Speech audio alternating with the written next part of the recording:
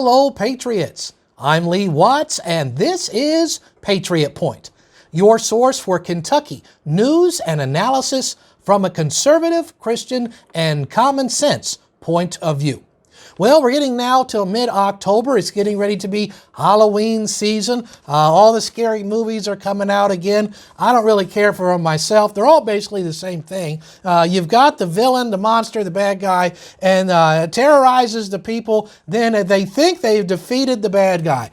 But then all of a sudden, boom, the bad guy comes back and terrorizes them again. And they keep defeating the same bad guy, and he keeps coming back until they run out of sequels that are making any money. Well, the exact same thing is now happening in Kentucky politics. We have somebody who we've defeated, keeps coming back, keeps getting defeated, and just keeps coming back. And it is dear old Amy McGrath. Yes, it's a person who has run for everything in the Commonwealth is back again. Oh, hi, I'm Amy McGrath. You might remember me from such failed campaigns as Amy McGrath Runs for Congress, or the sequel, Amy McGrath 2, The Run for Senate, or maybe from my upcoming failed campaigns, Amy McGrath 3, The Run for Lieutenant Governor, or Amy McGrath 4, Secretary of State. That's right, dear old Amy McGrath. By the way, did you know that she was a fighter pilot and a mom?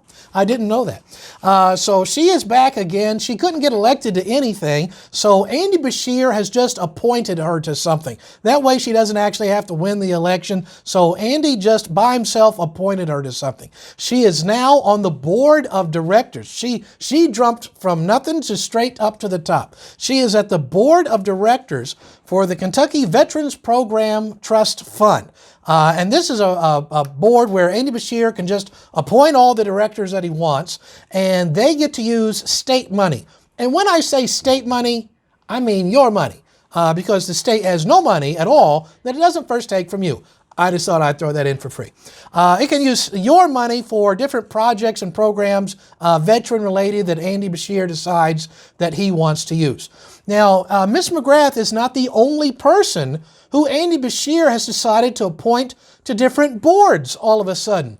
You realize in just the last few days and weeks, he has appointed more than 25 people to different boards and commissions, putting all of his people in place with all these things that can spend money for programs right before he starts his re-election efforts in 2023.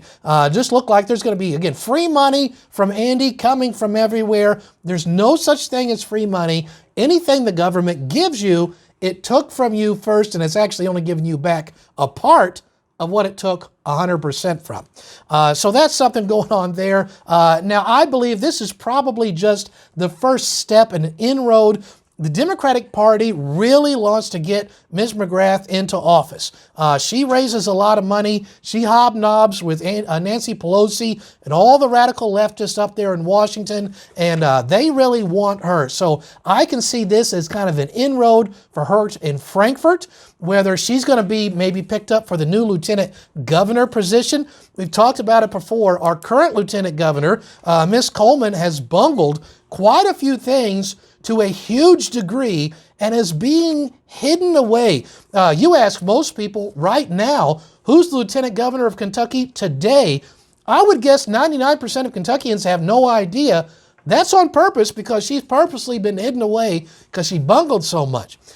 So I think Andy's probably going to be picking up a new one, maybe before the election, maybe right after, so he can try to tease the teachers into thinking he's their friend. He might keep her for that and ditch her right after.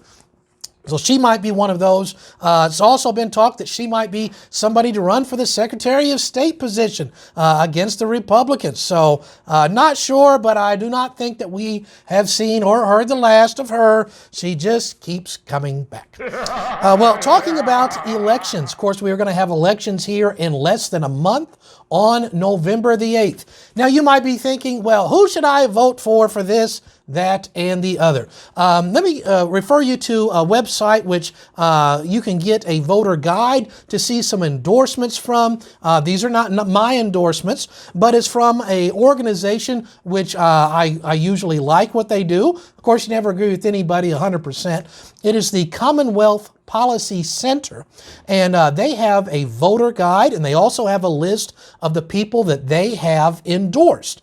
And I think you might find this to be a useful tool. So I will put the links for the voter guide and for the endorsements in the description of this video, so you can peruse those for yourselves, get a chance to see who you'd like to vote for, and maybe somebody you could support at all kinds of positions all across the state. This isn't only statewide elected positions. So I think that'll be helpful to you. That'll be the description of this video. However, there will be something on your ballot. This will be on everybody's statewide issues. I've hit it before, want to hit it again and give you another angle on this. And that has to do with changing the Kentucky Constitution. There will be 2 changes that'll be proposed on your ballot. Let's start with the second one. The second one is very short. It's 2 sentences long. It basically says, do you want to add in the Kentucky Constitution a section that says there's no right to an abortion in Kentucky? So that's very short and simple. I want to vote yes on amendment proposal number 2, saying this Constitution of our state says no abortion, not even funding of abortion. So amendment number 2, definitely vote yes. I'm surprised at the number of people around the state who are strong pro-life calling me confused on this topic. Number 2 is very straightforward. Yes on amendment number 2. Now let's talk about amendment number 1. This basically, right now the legislature comes into session at the beginning of the year for 30 days on odd-numbered years and for 60 days on even-numbered years.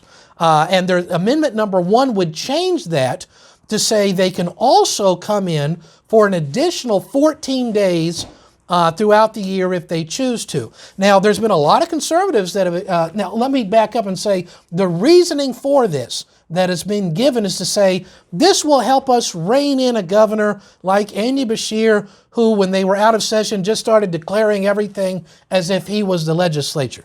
And this would allow them to come in and rein him in. That's the justification for this. Again, I'd propose they just come in 1 week a month. I think that'd be a lot better. But there's been a lot of conservatives expressing a lot of concern about this amendment. They're like, listen, this is being touted saying, we want to do this so we could rein in the governor. Keep in mind, back in 2021, the state legislature passed a law. It was Senate Bill 1, which did become law, that says that the governor, Andy Beshear or anybody in the future, can't just declare an emergency to give themselves all these emergency powers for more than 30 days at a time. And they can't then, on the 31st day, they can't declare another emergency that has anything to do with the previous one. So they already put a measure in place to stop governors from doing that unless the governor calls them into session, which is already in the law. So that's something to keep in mind. They already have a measure that would keep the governors like Andy Beshear from going crazy and keep them in check without giving the legislature extra power and, of course, costing extra money. This was challenged in the courts by Andy Beshear. He didn't like them putting this limit on it, but the Kentucky State Supreme Court ruled that Senate Bill 1 is legal, and therefore it has been ruled it is constitutional, and the court's already made up its mind about it. So that's something to keep in mind. Another thing to keep in mind is there's a concern that this could be abused. First of all, who decides if the legislature is going to call itself back into session? It's not by a vote of your statewide elected representatives. They have no say in it. It would be decided by 2 people, the Speaker of the House and the Senate President. And those 2 people would have all the power to declare if the legislature is going to come back in or not. And then finally, the third concern, which I think is very appropriate, is here. Just remember here about a month or so ago, we had those devastating floods in eastern Kentucky. So a special session of the legislature was called, and they met now, and they approved the funding, and they did it in just like three days, I believe. However, the state constitution specifically says this has to be done in at least 5 days. And so this would be an opportunity, really, if you had an unscrupulous legislature at some point in the future. Let's say you got bad guys in there, not anybody in there at all today. But at some point in the future, we have to set up safeguards today for what might be coming in the future. And for the Republicans who are like, well, we're in charge, keep this in mind. Your party will not always be in charge. There will come a day when the political pendulum will switch back towards the Democrats. So you should be putting every single precaution you can in place today while you have power to do so. Our founding fathers put one chain upon another in government, one check. That is what the Constitution is. One restriction, another on government. Same thing they ought to be doing. So let's say in the future you get some party that you wouldn't like doing things you wouldn't approve of.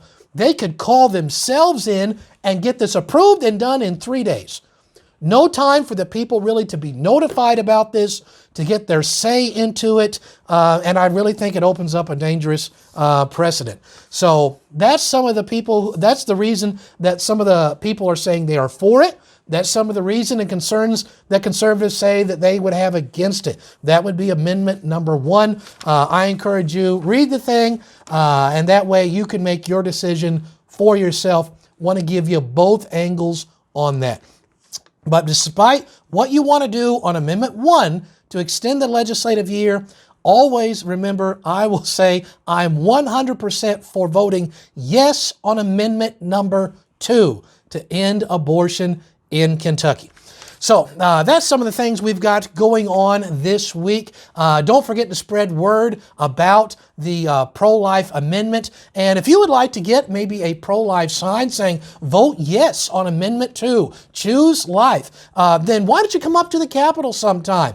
Just contact me and arrange a tour of the Capitol. And during the tour, I'll give your group some of those signs for free. Won't charge you for the tour, won't charge you for the signs. If you'd like to arrange a tour of the Kentucky Capitol to see our beautiful historic building and learn about the Christian heritage of our state, just send me an email at lee.watts.kentucky@gmail.com. That's lee.watts.kentucky@gmail.com. We can arrange a tour for your group for the Capitol building. We'll see if we can set up a time to meet with your county's representative and senator from your area while you're up there, and maybe even pick up some of those pro-life signs. Hope you'll take advantage of that. Well, that's what we have for this week. So until next week, I'm Lee Watts for Patriot Point, reminding you that liberty is not a spectator sport.